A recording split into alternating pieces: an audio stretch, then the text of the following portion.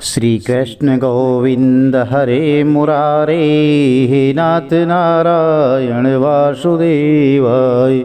ओम नमो भगवते वासुदेवाय, नमो नमः। जय श्री कृष्णा मित्रों, राधे राधे। आज की वीडियो में माघ पूर्णिमा व्रत कथा का श्रवण करने जा रहे हैं। माघ मास का यह आखिरी दिन होता है और इसके बाद फाल्गुन मास लग जाता है। तो माघ पूर्णिमा के बारे में व्रत कथा संपूर्ण जानकारी आपको मिलने वाली है। वीडियो में अंत तक जरूर बने रहिए। प्रिय भक्तजनों, माघी पूर्णिमा के दिन बहुत ही पवित्र होता है। इस दिन तीर्थ में स्नान करने का बहुत बड़ा महत्व है और आप जलदान, वस्त्रदान, अन्नदान करते हैं तो आपको बहुत ही पुण्य फलों की प्राप्ति होती है। पुराणों के अनुसार माघ माह में पूर्णिमा के दिन जो देवता होते हैं वह धरती पर विराजमान होते हैं, गंगा में स्नान करते हैं। इस शुभ संयोग में हमारे पितृ भी धरती पर आते हैं और इस शुभ संयोग में दान, पुण्य और मंत्र करने से देवताओं को प्रसन्न किया जाता है। पुराणों के अनुसार माघ पूर्णिमा के दिन भगवान श्री हरि विष्णु स्वयं गंगा जल में निवास करते हैं। इस दिन गंगा स्नान करने से भगवान श्री हरि विष्णु की विशेष कृपा प्राप्त होती है और धन संपदा, लक्ष्मी, यश, कीर्ति, सुख, सौभाग्य और उत्तम संतान की प्राप्ति होती है। माघी पूर्णिमा पर गंगा स्नान और अन्य पवित्र नदियों या सरोवर तट पर स्नान करके आपको तिल जरूर अर्पित करनी चाहिए, पितृ तर्पण करना चाहिए। इस दिन दान दक्षिणा का कई गुना पुण्य फल मिलता है। इसीलिए इसे माघी पूर्णिमा के अलावा 32वीं पूर्णिमा भी कहा जाता है। दान करने से सभी तरह के संकट मिट जाते हैं और जातक को मोक्ष की प्राप्ति होती है। पूर्णिमा पर माता लक्ष्मी के भी मंत्रों का जाप करना चाहिए।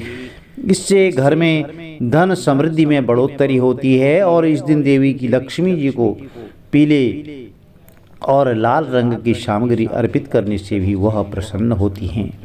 प्रिय भक्तजनों, यदि आपके आसपास में गंगा नदी, प्रयागराज, कोई भी तीर्थ तट है, सरोवर है, पवित्र कुंड है तो वहां पर आप स्नान कर सकते हैं सावधानी पूर्वक। अन्यथा आप घर में ही नहाने वाली बाल्टी में माँ गंगा का भाव करते हुए, गंगा मैया का स्मरण करते हुए थोड़ा सा गंगा जल मिश्रित करके आप स्नान कर सकते हैं, जिससे आपको गंगा में स्नान करने का पुण्य फल प्राप्त होगा। और पद्म पुराण में माघ महात्म्य के वर्णन करते हुए कहा गया है कि पूजा करने से भी भगवान श्री हरि विष्णु को उतनी प्रसन्नता नहीं होती जितनी कि माघ महीने में स्नान मात्र से होती है। इसलिए सभी पापों से मुक्ति और भगवान वासुदेव की प्रीति प्राप्त करने के लिए प्रत्येक मनुष्य को माघ स्नान जरूर करना चाहिए।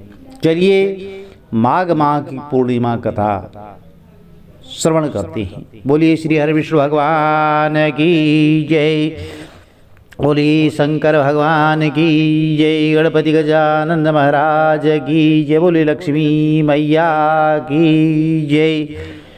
पौराणिक कथा के अनुसार नर्मदा नदी के तट पर बहुत पहले एक सुब्रत नाम के विद्वान ब्राह्मण रहते थे, लेकिन वह बहुत लालची थे। उनका लक्ष्य किसी भी तरह धन कमाना था और ऐसा करते करते ये समय से पूर्व ही वृद्ध दिखने लगे, कई बीमारियों की चपेट में आ गई।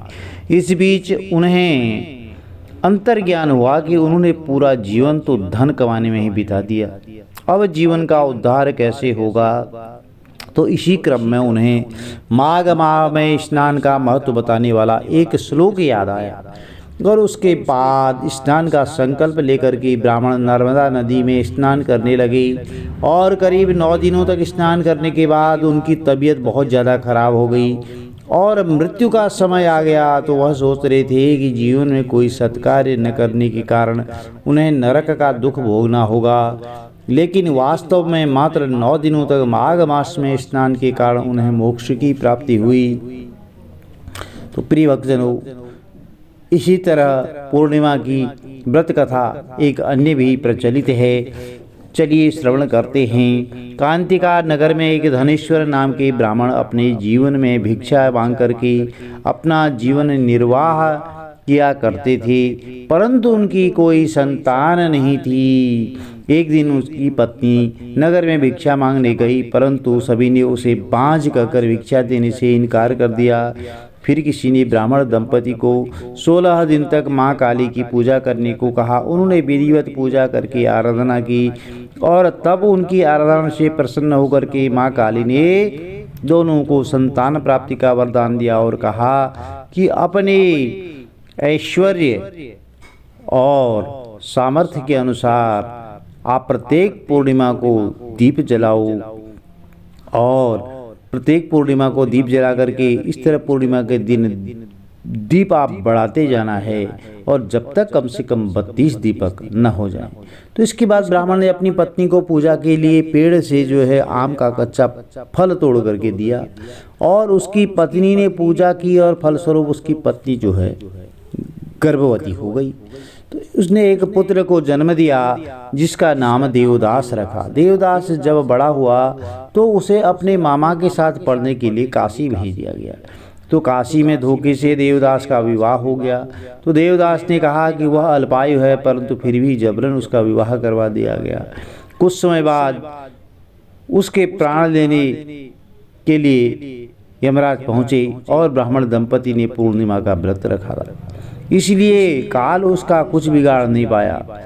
प्रिय भक्तजनों, यदि वीडियो में दी गई जानकारी लाभप्रद रही हो तो चैनल को लाइक कीजिए, शेयर कीजिए, सब्सक्राइब कीजिए, साथ में बेल आइकन अवश्य प्रेस कर दीजिए, जिससे कि आने वाले वीडियोज़ की नोटिफिकेशन आपको ठीक समय पर मिल सके। माता लक्ष्मी और श्री हरि विष्णु भगवान की कृपा आपके कुटुंब में सदैव बना रही। जय श्री कृष्णा, राधे राधे। आपका दिन शुभ हो।